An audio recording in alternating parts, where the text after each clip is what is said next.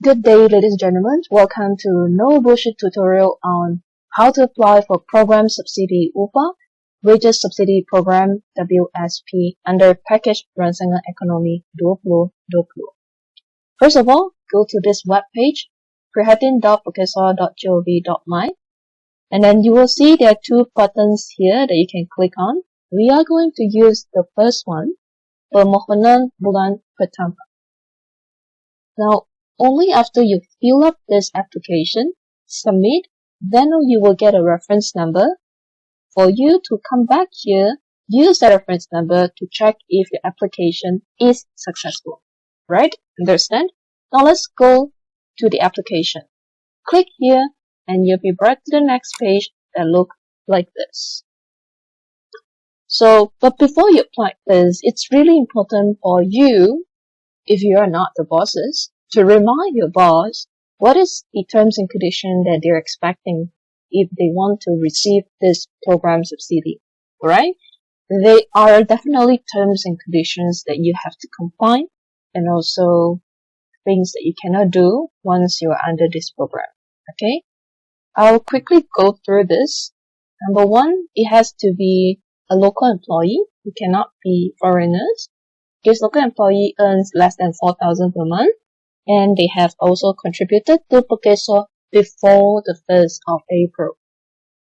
Second, if your total employee is more than 75%, does your income got affected for more than 50% from January 1st?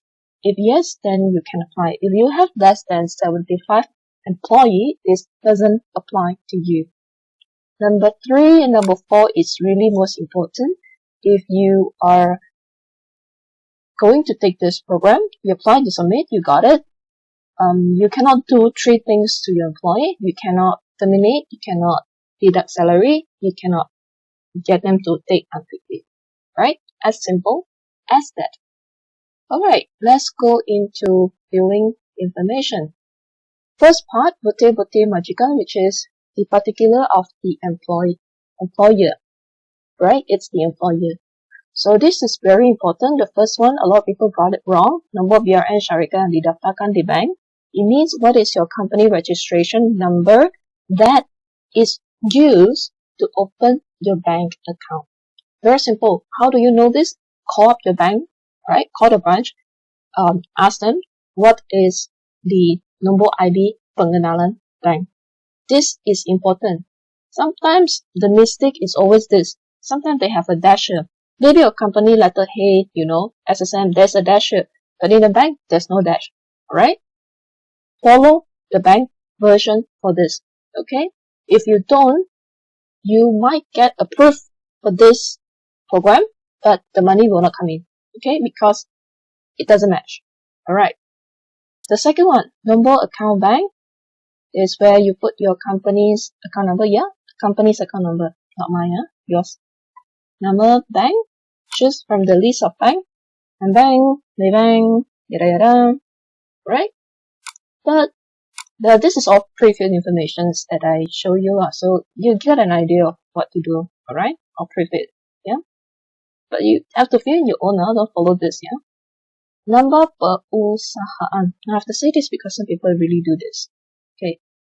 ABC Enterprise is an example. Put your company name, right? And this is nombor kod majikan. Nombor kod majikan means your PERKESO number. If you are HR, you definitely know. If you are new, go back to your PERKESO system and check for this nombor kod majikan under your PERKESO, right? Your PERKESO number. Industry is, what is your industry? Again, there's a drop-down list. Choose from the existing one. Manufacturing, pembuatan. Construction, pembinaan. Alright? Then next, you have to write down what is your activity or what kind of products that you produce. Say I make souvenirs. Company address, should be easy for you. Postcode, choose from the list. What negeri is that? Okay. Nomor telephone. If you notice over here, I put a handphone number, a mobile number. Reason is because right now if you put a fixed line, okay, if they call, can anyone pick up the number, right? Maybe no one's going to pick up the number, but it's important for them to verify something with you. So try to put a number of the person that's in charge of this, and it can be reached. So in this case, most likely it's going to be mobile number, yeah? And then your contact, okay, which is an email contact, something that you can gain access to easily. Alright, what I'm going to say next over here is also very nice. A lot of also appears here. Jumlah pekerja sebenarnya. Okay, simple question, HR people, how many employees do you have in the whole company? So that means inclusive local foreigner, how many do you have? Alright? Say 50. Okay, 50.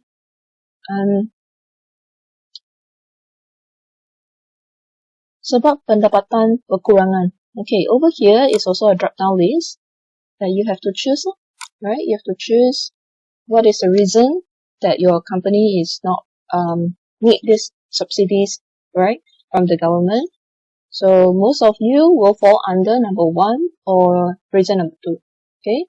Because there's no sales, and then it dropped. For example, souvenir, because my sales depends on the tourists, so no tourists, and hence my sales is greatly affected since 1st January. Or second, my operation cost is too high. Okay, most of you will fall under 1 or 2. The salary. So how many people that is more than 4,000? Simple. Include local and foreigner. Okay? Then this is the important one. How many people that you are going to apply? How many staff of yours that you're going to apply? For this 20, it means these 20 people earn less than 4,000, and they are locals. They have contributed to PERKESO. The 3 conditions are not going to happen to them. Alright? Bilangan pekerja asing.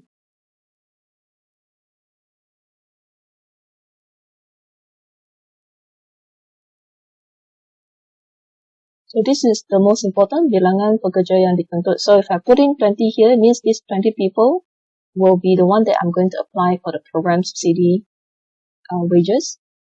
So these 20 people, they earn less than 4,000, okay? And they are locals, and they have contributed to PERKESO.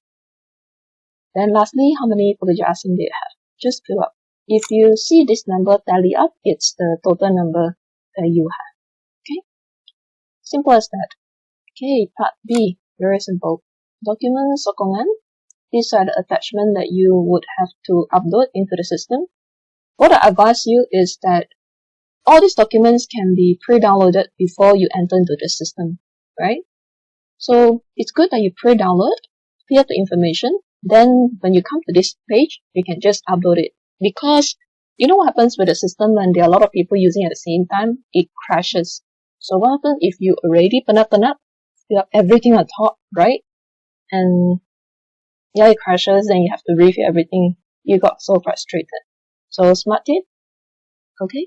Pre-fill the attachments. Then when you're here, you just have to upload it. Okay, let me just show you what these attachments are. Number 1, Akuan Pengistirahan PSL 50. Okay, if you haven't downloaded, you can also download it here by clicking this. It brings you to this document. Okay, how do you fill this up?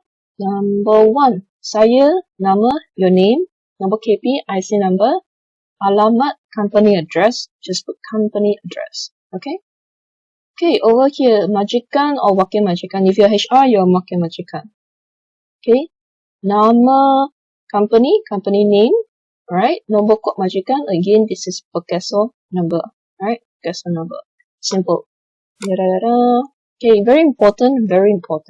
Make sure you really read through this 2.1, 2.2, 2.3, 2.4, 2.5, 2.6, because it's the terms and conditions that you would have to understand and you have agreed, okay, by receiving the subsidies. Nothing comes free in the world, okay? So, akun pengistirahan dibuat oleh who's the person that is signing the document, okay, with the name and the signature. Beautiful signature here, and your precious job majikan. As simple as that, okay? Right, they upload on the first one. Second, lampiran senarai kerja. This is an Excel file, okay? Excel file that looks like this. Use the template, please. Don't go and take someone else's template, your friend's template, some master template, or even ask template from me. The website has it. Please, yeah? Okay. Number 1, code Majikan. Again, this is your PERKESO code, right? Second, company name. Okay, over here is where you fill up. Let's say just now we said how many workers we are going to fill. 20, right? It means I'm going to have 20 people here, right? And all these 20 people, I'm going to write 1 here, okay? Because it's the first time I'm applying for them, right? Okay, then I fill up the employee name, okay, 1 to 20, fill up all the employee name, all their IC number, Argentina over here can choose a drop down. Actually, yeah, it means you don't write your own, Lucky or perempuan, the gender lah, male or female, cannot put other things, right? Okay. Then pangkat is their job position, job level, their title, something like this. Okay. Pengurus, manager, senior, junior, or non-exec. If they're admin, then they are under non-exec. For example, admin, non-exec. Okay.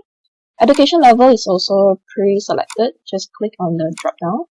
Then you can choose PhD.